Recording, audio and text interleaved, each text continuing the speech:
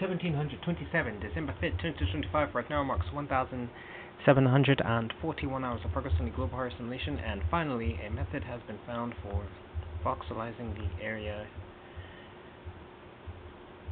around a mesh, or more accurately, that is, directly around a mesh, without sort of including the entire bounds of the object. And so, as an example here, it takes the object's bounds, which is basically a sort of rectangle shape around the mesh, and then it sort of detects which is the longest face along that. So for a wall such as this, it would take the longest face, then multiply the size of the bounds by all the faces, and then sort of create a cube area, and then within that cube area, it detects which,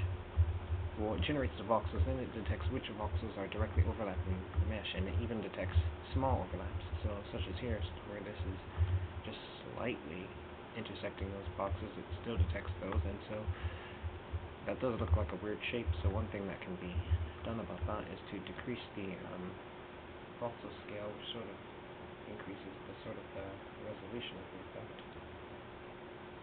And so the smaller voxels, yeah, it conforms more accurately. And so the intention going forward is to sort of create a masking effect that can work without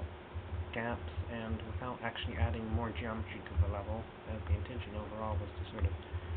mask objects, but not mask the entire object, but mask parts of them dynamically, whether through planar range or through line of sight. And so one thing that was looked at was different methods, and a lot of methods sort of use a 2D plane, but that doesn't really work well with sort of a height-based setup, and other methods, like such as volumetric fog, those still sort of work best with the grid shape, but the intention here was to sort of create masking effect without it needing to dictate the level of geometry conforming to a grid, or without it having any sort of gaps or adding more geometry. As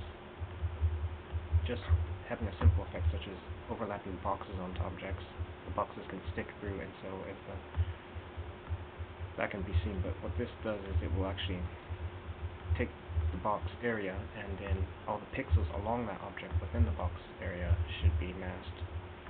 And so the intention going forward is to sort of get this voxel data and feed it to a shader, and then the shader